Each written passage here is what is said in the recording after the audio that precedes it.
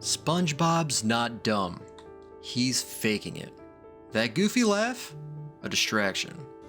Behind the SquarePants is a straight up mastermind pulling strings in Bikini Bottom. The sponge cooks like a 5-star chef, sculpts like a god, and wrecks Squidward's life like it's performance art.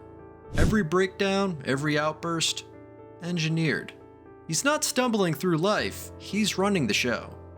From sabotage to guilt trips, SpongeBob's got it down, and if you don't see it yet, you're already under his spell. Let's not sugarcoat it. SpongeBob isn't dumb, he's acting dumb. Big difference. You think that giggly sponge just happens to survive every day with the IQ of a potato? Please.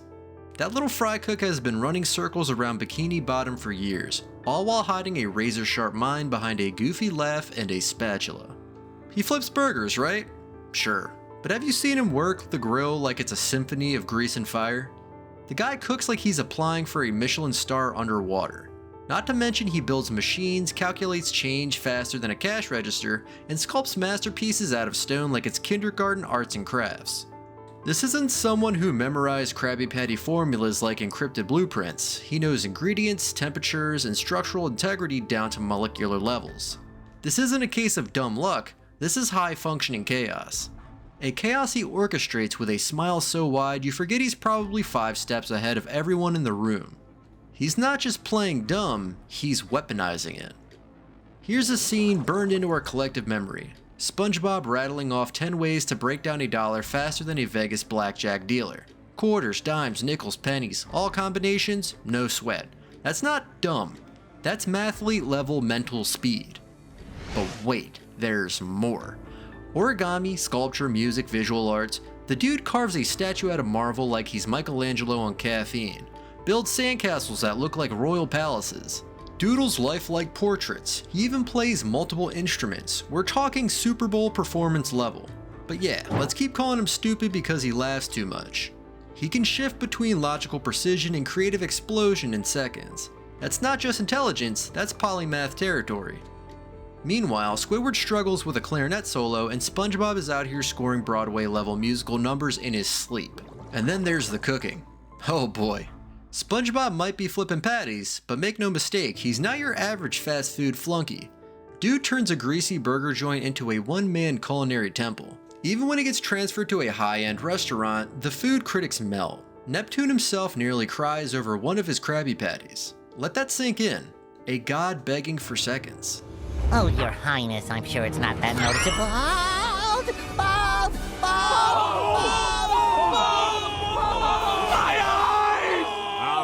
All right. This is a master chef who chooses to stay at a dead-end fry station. Why? We'll get to that. But trust this, it's not about loyalty, it's control. He's dominating the culinary world from a shack with a rusty grill and doing it daily. He could run a gourmet empire, but he chooses to rule from the shadows. He's not just cooking, he's maintaining dominance through flavor, psychological flavor. Squidward, our lovable, miserable clarinet enthusiast. Think about this. Squidward's supposed to be the smart one, right? Brooding, artistic, hates everyone. Octopus with multiple brains, remember? But somehow he always ends up in the dirt while SpongeBob dances away squeaky clean. You'd think the genius would win once in a while. Nope. Every time Squidward tries to outsmart SpongeBob, he gets wrecked. Emotionally, financially, sometimes physically. Coincidence? You really buying that? It's not failure, it's design. SpongeBob lets him try just to watch him fall. And the worst part? He always acts surprised, like he didn't just set the trap 6 hours earlier.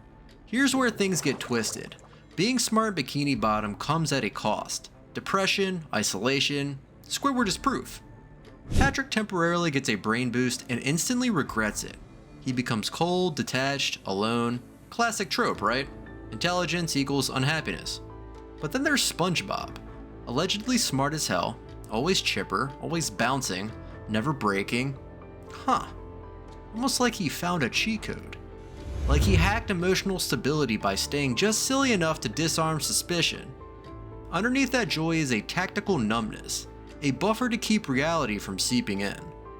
And maybe he did. Maybe tormenting Squidward is his emotional release, his therapy, his twisted version of self-care. Because the deeper you dig, the more it looks like SpongeBob is purposely screwing with him. Look, we've all seen it. Squidward pulls a fast one, SpongeBob flips the script, and not just haha gotcha flips. We're talking calculated, methodical reversals that leave Squidward broken. Like when he tries to stop SpongeBob from laughing. What happens? SpongeBob starts wailing, non-stop. It's a new kind of torture.